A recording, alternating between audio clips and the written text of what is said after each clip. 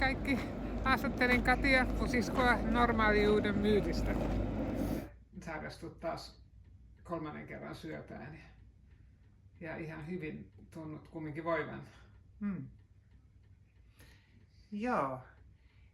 Ja mä oon ehkä tämän oman syöpäkokemuksenikin kautta lähtenyt pohtimaan enemmän sitä, että mikä on normaalia ja mikä on epänormaalia. Ja esimerkiksi, että onko se, että sä oot terve, niin onko se normaalia? Ja mitä on niin kuin terveys ylipäätään? Niin kuin silloin kesäkuun alussa, kun mulla rupesi kylki särkemään, niin siihen saakkahan mä olin täysin normaali ja terve. Mutta sitten pari viikkoa sen jälkeen mulle sanottiin, että mulla on 4. asteen munasarja syöpä, niin sitten yhtäkkiä niin kun tavallaan perinteisesti ajattelen, mä muutuinkin sairaaksi. Ja se on niin kuin mua mietityttänyt, koska nyt mä ajattelen, että mulla ei oikeastaan ole ollut semmoista sairauden kokemusta kuitenkaan. Et toki nämä hoidot on ollut niin kuin raskaita välillä. Esimerkiksi nämä sytostaattihoidot, jolloin niin kuin on ollut kärsimystä. Mutta nyt mulla jatkuu nämä hoidot ja ne on kevyempiä hoitoja, niin mä koen olevani varsin terve ja hyvinvoiva. Itse asiassa mä välillä ajattelen, että mä oon terveempi ja mulla on normaalimpi olo kuin koskaan.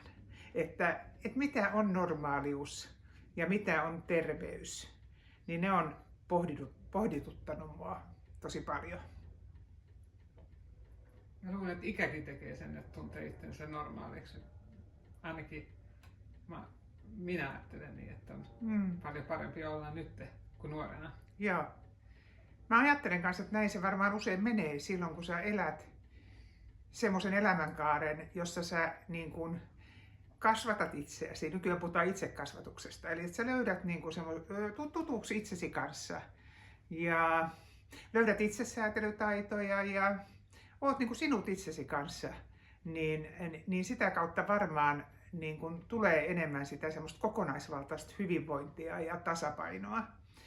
Mutta kannustaako meidän kulttuuri aina tähän? Että mä niin kuin mietin, että ehkä viime vuosina on tapahtumassa semmoista muutosta, että esimerkiksi myötätuntoharjoittelun ja tietoisen läsnäolon harjoittelun kautta niin ihmiset ovat niin kuin alkaneet arvostamaan myös tätä tämmöistä itsetuntemusta ja sisäänpäin katsomista. Mutta mä oon sitä ikäpolvea ja mä uskon, että edelleenkin on aika paljon niin kuin meidän koulutusjärjestelmässä sitä, että ei kiinnitetä riittävästi huomiota siihen ihmisen sisäisyyteen ja henkiseen kasvuun, vaan enemmän siihen suorittamis- ja kilpailukulttuuriin ja siihen, että sä niin kuin sopeutuisit tähän kulttuuriseen ympäristöön, joka mun mielestä ei itse asiassa ole kovin normaali. Eli tällä mä tarkoitan ehkä sitä, että meidän ihmisten, länsimaisten lasten perustarpeisiin ei riittävästi vastata. Heidän kiintymyksen tarpeisiin, heidän leikin tarpeisiin, heidän hoivan tarpeisiin, vaan heitäkin pienestä pitäen yritetään kasvattaa normaaleiksi tähän suorittamisen ja kilpailun kulttuuriin. Ja mä näen, että sillä on niin kuin valtava hinta mielenterveysongelmien lisääntymisen kanssa ja plus erilaisten kroonisten sairausten lisääntymisen kanssa. Niin kuin me tiedetään, että syöpäsairaudetkin on valtavasti lisääntyneet viimeisten kymmenien vuosien aikana. Ja mä luulen, että se liittyy tähän stressiin ja siihen, ettei me kuunnella riittävästi omaa kehoa, eikä eletä tavallaan niin kuin näiden meidän evolutiivisten lähtökohtien mukaan. Että ihmiset on luotu laumaeläimiksi ja hoivaamaan, pitämään huolta toinen toisistaan. Mutta niin kuin me otetaan normaalina tämä tämmöinen kilpailusuorittaminen ja tämmöinen hyvin egoistinen kulttuuri. Eli mulla on ollut hirveän vapauttavaa se että on päässyt eroon semmoisesta, joku filosofi, en muista kuka se oli, kutsui sitä statusstressiksi. Eli siihen, että me kilpaillaan niin kuin tällä statuksella, että kenellä on isoin lukaali ja kenellä on hienon Tesla ja niin edelleen, niin on äärimmäisen vapauttavaa, kun sä pääst eroon siitä, että sun ei tarvitse kilpailla niin kuin muiden kanssa näillä ulkoisilla statussymboleilla. Jotenkin mä itse ajattelen, että tämä tämmöinen kilpailu ylläpitää näitä, on eräs tekijä, joka ylläpitää näitä epäterveitä rakenteita meidän yhteiskunnassa. Joo. Meillä on myös toisaalta, musta tuntuu, että se on niin luonnollinen kasvu se, että nyt kun me ollaan jo yli 60-vuotiaita, niin haluaa luopua tavarasta ja haluaa luopua kaikesta. Että niin kuin huomaa, että mun mielestä on hyvä se sanonta, että käärylinnoissa ei ole taskuja. Että huomaakin, että ainakin mä ajattelen niin, että se on se sisäinen rauha, joka tuo mulle sen hyvän olon. Ja se ei ole mitään tekemistä, mitä mä teen tai oon tai niin se onkin, vaikka se unohtuu aina välillä. niin. Ja jotenkin mä ajattelen, että meillä jokaisella on semmoinen tavallaan sielun koodi pienenä lapsenakin. Eli meillä on jokaisella niin kuin omat lahjat. Että jos me saadaan toteuttaa niitä omia lahjoja ja niitä intohimoja ja kasvaa koko ajan enemmän ja enemmän oman itsemme näköiseksi, niin se tuottaa sitä hyvinvointia. Eikä se, että me yritetään sopeutua näihin olemaan normaali tässä yhteiskunnassa jollakin tavalla, vaan nimenomaan se meidän yksilöityminen ainutkertaiseksi omaksi itseksemme on se tärkein onnea tuova asia. Ja se puolestaan mä ajattelen, että se vaatii sitten tämmöisiä terveitä ihmissuhteita. Eli meillä on ollut niin kuin tässä normaaliuden myytissä myös mun mielestä tämmöinen kolonialistinen, yksilökeskeinen ajattelu, jossa me niin kuin on ajateltu, että kaikki pahoinvointi niin kuin johtuu sun geeneistä ja sinusta, että sun täytyy nyt syödä tätä lääkitystä ja me hoidetaan sun mielenterveyttä. Kun kuitenkin mä ajattelen, että viime kädessä me kasvataan niin kuin terveeksi ihmiseksi, kun me saadaan ravitsevia, terveitä ihmissuhteita meidän ympärillemme. Et mä ajattelen, että se, että munkin resilienssi on lisääntynyt niin kuin valtavasti näiden mun eri kokemusten kautta, niin toki siinä on mullakin omat ansiot, mutta suurin ansio on niillä ihmisillä, jotka on tukeneet mua tässä mun omassa kasvuprosessissa. Eli että se niin kuin onni on tullut mulle toisten ihmisten kautta jotenkin. No, onko me ihan väärässä, jos mä ajattelen näin, että mä ajattelen, että me ei olla niin yksilöitä kuin me luullaan, vaan me ollaan niin kuin yhtä ihmiset. Kyllä mäkin ajattelen näin, että siinä vaiheessa tavallaan kun ikään kuin löytää sen sielun koodinsa ja yhteyden itseensä, niin samalla sä löydät sen yhteyden jotenkin tähän yhteiseen ihmisyyteen. Että sun ei tarvitse sitten niin kuin ajatella, että on nuo ihmisryhmät ja sitten on me, vaan tajuaa sen, että jos me ajatellaan vaikka jotain Intiassa olevia köyhiä, nälkää näkeviä ihmisiä, niin heidän kärsimyksensä on myös meidän kärsimystään, että tajuu sen kaiken yhteyden jollakin tavalla.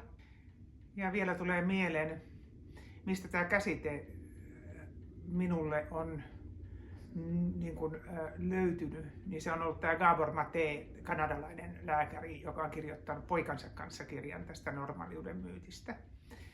Ja hän puhuu siitä juuri, että kuinka tavallaan meidän kulttuurissa niin on viime vuosina, vuosikymmeninä niin tehty niin kuin tavallaan myös semmoisesta ilkeydestä ja manipulaatiosta ja valehtelemisesta, että niistä on tehty ikään kuin luonnollisia, että ne kuuluvat niin kuin ihmiselämään ja että ne on täysin luonnollisia ominaisuuksia, kun oikeasti, jos me ajatellaan niin kuin evolutiivisesti, niin hoivan tarve ja leikin tarve on esimerkiksi niitä hirveän luonnollisia ihmisen tarpeita, jotka jää usein tänä päivänä tyydyttämättä. Eli jotenkin mun mielestä pitäisi muuttaa niin kuin meidän kulttuurissa sitä ajattelua, että on normaalia kilpailla ja suorittaa ja manipuloida ja valehdella, että saa mahdollisimman paljon kaikkea itselleen omaa etua, vaan ajatella enemmän että on normaalia olla myötätuntoinen, on normaalia olla ystävällinen, on normaalia ajatella muita ihmisiä. Et meillä on jotenkin, mä ajattelen, että tämä meidän epänormaali kulttuuri niin on vienyt hirveän monilta ihmisiltä niin kuin sen moraalisen kompassin, että on katoamassa se, että mikä on hyvää ja mikä on pahaa, mikä on oikein ja mikä on väärin. Ja sitten jos voi huonosti, niin haluaa tavallaan ottaa muut mukaan siihen huonovointisuuteen. Ja sitten mä näen, että on kauhean puolesta ja vastaan, että on niin kuin kulttuuri, että toiset on pahoja ja toiset on hyviä. Että ei ole semmoista että jos joku on eri mieltä kuin sinä, niin sit sun pitää vastata siihen kauhean suurella vihalla. Onko se sitten se, mitä vihaa, niin sitä yritetään nöyryttää. Tämäkin on mun mielestä hyvin totta. Et mäkin ajattelen nykyään kyllä, että se pahuus, mistä se nousee, mä kyllä ajattelen, että jokaisessa meissä on potentiaalinen se pahuus. Eli että jos tavallaan ihmisellä on sitä ylisukupolvista taakkaa, hän näkee jatkuvasti väkivaltaa kotona, häntä alistetaan ja niin edelleen, niin silloin tavallaan se normalisoituu se, mitä hän näkee siellä kotona, että lapset ottaa mallia niistä vanhemmista.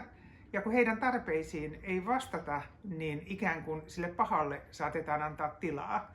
Et mä ajattelen kanssa, että ei ole vaan että jotenkin toiset ihmisryhmät on hyviä ja toiset pahoja, vaan on enemmän ihmisryhmiä, joiden luonnollisiin tarpeisiin on vastattu.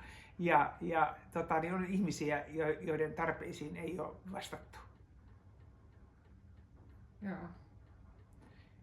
Et kun katsoo niin kuin tänä päivänä joidenkin suurvaltojenkin päättäjiä, niin ei mulle tule mieleen, että onpa siinä onnellisia ja henkisesti pitkälle päässeitä ihmisiä. Eikä myöskään tule mieleen, että onpa siinä pahoja ihmisiä, vaan tulee mieleen, että onpa siinä niin kuin vaille jääneitä ihmisiä, jotka eivät oikeasti ole kasvaneet siihen omaan mittaansa. Ja ne tämmöinen valitettavasti voi johtaa sitten kyllä hirveän niin kuin globaalistikin tosi vaarallisiin ja karmeisiin tilanteisiin, että ihmiset niin kuin äänestää tämmöisiä johtajia. Ja niin kuin sä sanoit, niin se on jännä välillä, että silloin kun ihminen ei ole saanut kokea sitä turvallista lapsuutta, vaan niin kuin hänen lapsuutensa on mennyt koko ajan niin kuin siinä uhan keskellä ja pelon keskellä elämisessä, niin siitä tulee hänelle normaalia. Eli sitten hän helposti liittyy semmoisiin ihmisiin, jotka on kanssa niin kuin tässä ylivireyden ja tämmöisen ehkä aggression vietävänä, koska se tuntuu tutulta ja turvalliselta semmoiset ihmiset, että heistä voisi tuntua jopa niin kuin turvattomalta, jos on joku ihminen, joka yrittää häntä kohtaan olla lempeä ja ystävällinen, niin se voi aluksi tuntua hänelle tosi turvattomalta, koska se on täysin vierasta tälle ihmiselle. Niin musta tuntuu, että hirveän paljon me nähdään nyt tänä päivänä just sitä, että ihmiset ovat liittyneet toisiinsa tämän niin kuin turvattomuuden kautta.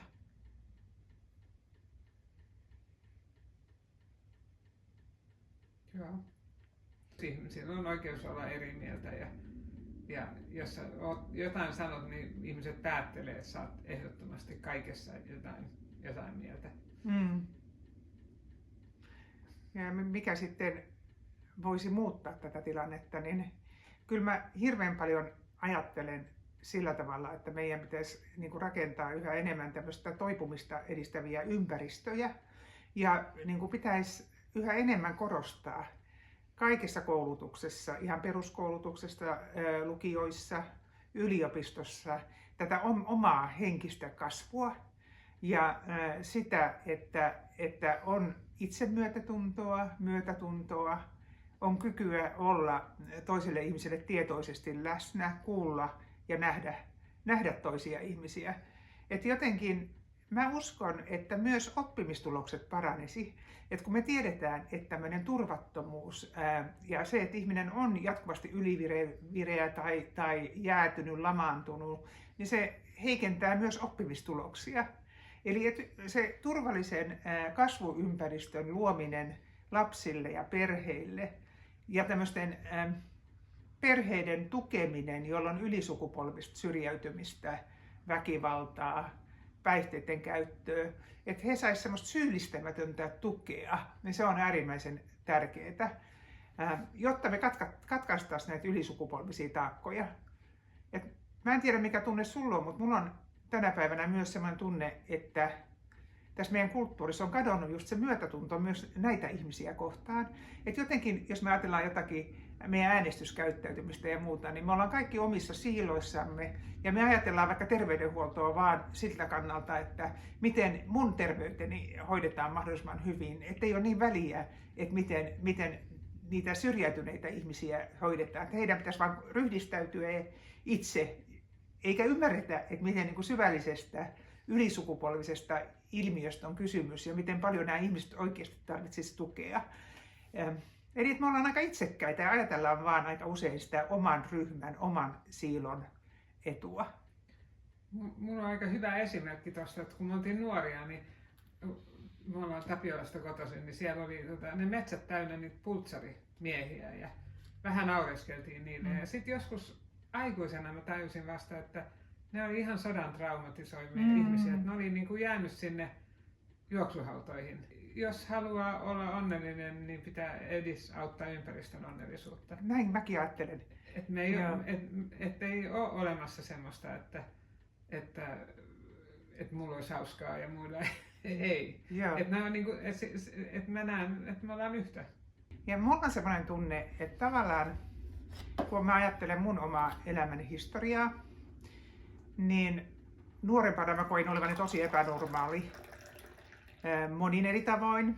Se on sitten ihan oma tarina, jota mä en nyt hirveän paljon tässä ruveta avaamaan, mutta itse tunnistan vaan, että mulla on ollut, että mä oon vaan ollut neurokirjoltani vähän poikkeava.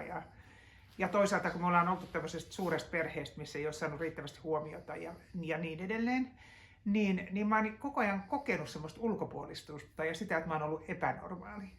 Mutta se, että nykyään mä koen olevani ihan hyvä sellaisena kuin mä olen, niin mä koen, että se on aika paljon ollut myös sitä, että mulla on ollut etuoikeus saada kunnon koulutus, kunnon ammatti. Mulla on ollut mahdollisuus käydä terapia-alan koulutuksissa, jossa on saanut myös omaa terapiaa. Ja sitten mä ajattelen, että sitä kautta, kun tavallaan on tullut enemmän omaksi itsekseen, niin tapahtuu just tämä, mistä sä puhuit, että se myös velvoittaa. Eli tuli semmoinen olo, että mun velvollisuus on ikään kuin auttaa muita ihmisiä eteenpäin elämässä. Ja se tuo niin kuin onnea se, että jollakin tasolla yrittää viedä sitä hyvää eteenpäin.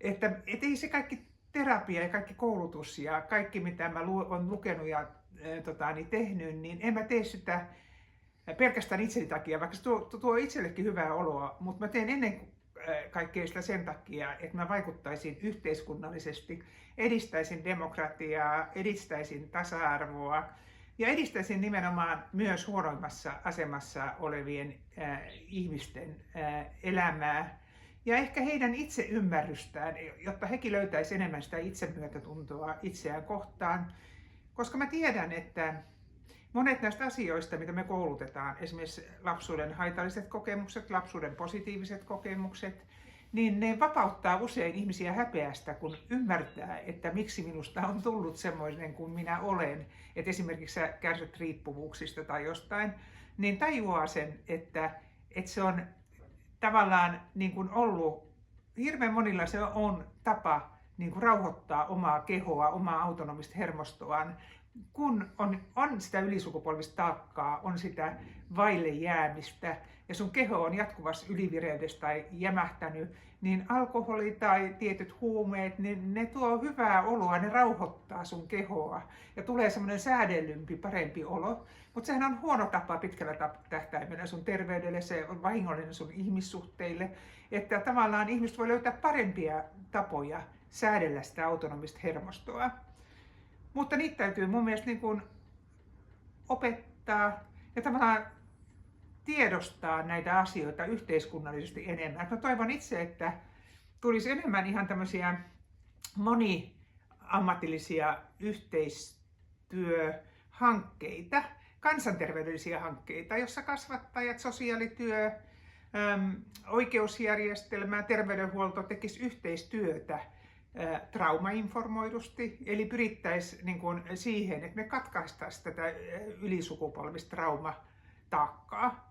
Ja sillä olisi valtava kansanterveydellinen niin kuin merkitys, että vähenisi mielenterveysongelmat, vähenisi monet krooniset sairaudet ja niin edelleen. Hoidetaan vaan sairautta, ei syytä. Juuri näin. Ja mä mietin, että itse asiassa niin kun tullaan taas tähän normaaliuden myyttiin. Et mun mielestä niin kun, Gabor Mate puhuu siitä just, että meillä on hirveän kapea ymmärrys siitä, mikä on normaalia. Et meitä on niin kun, aika paljon tänä päivänä just johdattanut tämmöinen yksilökeskeinen medikalisoiva lääketieteellinen käsitys siitä, että mikä on normaalia. Mutta meidän pitäisi niin kun laajentaa sitä normaaliutta siten, että me niin kuin kunnioitetaan myös muita kulttuureita, heidän esimerkiksi perinteitään ja ymmärrystään terveydestä ja hyvinvoinnista, plus muita tieteitä. Eli että tehtäisiin nimenomaan tätä yhteistyötä. Ja jotenkin mun mielestä se on tietyllä tavalla ollut aika huvittavaakin, että puhutaan paljon osallisuudesta ja puhutaan inkluusiosta.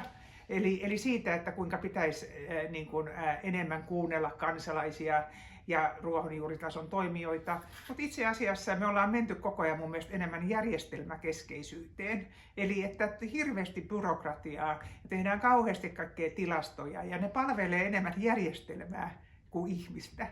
Eli mä ajattelen, että 70-luvulla ei puhuttu mistään inkluusiosta, ei puhuttu osallisuudesta, mutta silloin tehtiin tehokasta monialaista yhteistyötä. Esimerkiksi Pohjois-Karjalan, olet varmaan kuullut tämän Pohjois-Karjala-projektin, jossa vähennettiin huomattavasti suomalaisten sydän- ja verisuonitauteja.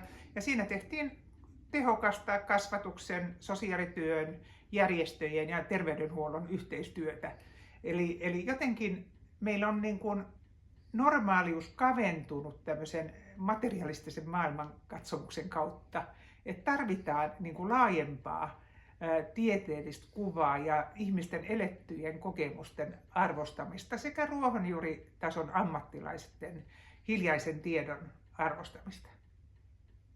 Hei Kati, yksi asia, mitä mä oon miettinyt, on, että sä et ole koska Suomessahan arvostetaan niin paljon tätä akateemista tietämistä, niin sä et ole koskaan ajatellut, että sä tekisit väitöskirjaa näistä aiheista, niin silloin ehkä akateeminen maailma kuunneltaisi enemmän. Toi on ihan totta. Voisi olla tavallaan järkevä tehdä. Mutta oikeastaan mulla on pari asiaa, jotka on niin kuin olleet esteenä. Mä ajattelen ainakin se, että mä oon niin luova tyyppi. Mä mietin ehkä semmoinen neurokirjoltaan semmoinen, että mä rakastan sitä, että mä saan itse määrätä, että mitä mä opiskelen. Tällä hetkellä mä opiskelen evoluutiopsykologiaa ja mielenterveyttä, semmoinen lyhyt koulutus. Mutta se voi olla, että huomenna mua kiinnostaa taas joku ihan uusi juttu, niin että mä saan tavallaan itse niin kun ohjata, että mitä mä haluan opiskella. Ja sitten mua itseäni on jotenkin häirinnyt se, että meidän yhteiskunnasta on tullut tämmöinen meritokratia. Eli että tavallaan ikään kuin sun tieto olisi vain arvokasta, kun sä oot kolmenkertainen tohtori. Että jotenkin meillä on yliarvostettu mun mielestä tätä akateemista tietoa ja varsinkin tämmöiseen materialistiseen maailmankatsomukseen keskittyvää tietoa. Ja jos mä tekisin väitöskirjaa, niin mun pitäisi tavallaan niin kuin mennä tiukasti tiettyjen sääntöjen mukaan ja tiettyjen ohjaajien niin kuin määrittelemällä tavalla. Ja mun mielestä nykyään meillä niin kuin on liikaa myös näissä yliopistossa näistä kaupallisia intressejä. Eli että ikään kuin ei ole sitä tieteellistä vapautta enää samalla tavalla kuin se aikaisemmin on ollut. Niin mulla on välillä sellainen olo, että mä en halua niin kuin olla osallisena semmoisessa järjestelmässä, joka perustuu tämmöisille vanhanaikaisille hierarkioille. Eli mä koen, nykyään puhutaan myös semmoista asiasta kuin tiedollinen epäoikeudenmukaisuus. Eli siellä niin kuin rajoitetaan tätä tiedollista vapautta, varsinkin niin kuin mä ajattelen jossain lääketieteellisessä tiedekunnassa. Ja toinen puoli on tosiaan sitä, että kun mä oon mitä mä oon, niin mä oon neurokirjoiltani semmoinen, että mä en tiedä riittäisikö mun pitkäjännitteisyys siihen väitöskirjan tekemiseen, koska mä tiedän, että se vaatii valtavasti niin kuin sisukkuutta ja pitkäjännitteisyyttä. Eli mä tykkään olla paljon enemmän tietokirjailija, tämmöinen vapaa tutkija, jonka mieli saa kulkea juuri niin kuin vaihdella eri suuntiin. Ja mä koen kuitenkin, että meillä on tässä ilo- ja toivon verkostossa niin mieletön osaaminen. Eli me yhdessä opitaan koko ajan toinen toisiltamme. Eli mun mielestä se on se valtava voimavara, että niin tässä kun kouluttaa muita, välillä yksin, välillä yhdessä muiden kanssa, ja sitten ne, joita me koulutaan, on usein huippuammattilaisia, niin musta tuntuu, että me siinä ryhmässä koko ajan opitaan uutta, kun me vaihdetaan näitä ajatuksia. Ja mun mielestä tämä on jotenkin hirveän ihana tämä oppimisprosessi, missä yhdessä opitaan toinen toisiltamme koko ajan uutta. Eli että oppii kuitenkin kyseenalaistamaan myös sitä omaa maailmankuvaansa. Eli en usko, että missään vaiheessa tuun tekemään väitöskirjaa. No mitä sä nyt seuraavaksi haluat, Kati, sitten? No mä elän pitkällä päivää kerrallaan. Eli mä ajattelen, että tämä syöpä on kuitenkin tehnyt mut tietoiseksi siitä, että elämä on katoavaista. Niin mä pyrin elämään päiviäni sillä tavalla kiitollisena, että tekee niitä asioita, mitä rakastaa, mistä tykkää. Ja mulle niin kuin nämä läheiset, perhe, kirjoittaminen, kouluttaminen, uuden oppiminen, niin ne on niitä asioita, mitä mä haluan edelleen tehdä. Ja mä jälleen palaan ehkä tähän mun neurokirjooni, että mun on välillä vaikea olla jotenkin paikallaan. Se on jännä, että jos on ADHD-tyyppistä piirrettä, niin usein tämmöiset ihmiset rauhoittaa kehoa myös siinä flow-tilassa. Eli nämä flow-tilat niin kuin kirjoittaenkin on mulle semmoisia, että ne rauhoittaa mun kehoa, että mä tavoittelen niitä flow-tiloja jatkuvasti. Että sillä mä saan myös niin kuin rauhaa mun omalle keholle. Eli näitä asioita, ja toki yksi mistä pidän valtavasti, mikä rauhoittaa, on luonnossa samoilu, että tuolla Kuhmossa metsässä kulkeminen ja luonto sillä tavalla, että on itse liikkeessä, niin se vie mut semmoiseen tietoiseen läsnäoloon. Joo, me ollaan kaikki erilaisia oppijoita. Mulle oli ollut tosi tärkeää, että silloin kun mä olin lentokentällä töissä, niin mä kuuntelin aina luentoja, kun mä fillaroin töihin. Pystyin paljon paremmin kuuntelemaan niitä luentoja, kun mä olin polkupyörän päällä, kuin että mä olisin istunut paikalle. Ja se varmaan niin oli koulussakin suuri ongelma, kun opettajat oli niin huonoja esiintymistaidoltaansa, niin mä en jaksanut seurata. Kiitos hei Kati tästä haastattelusta, ja toivottavasti voidaan saada jatkoakin tälle näin. Mä laitan tähän linkin sun kanavaan. Kiva. Ja mikä se opettaja, jonka linkki piti panna, se kanadalainen? Gabor Matei. Ja laitetaan linkki hänellekin. Joo. Kiitos. Kiitos. Eeva.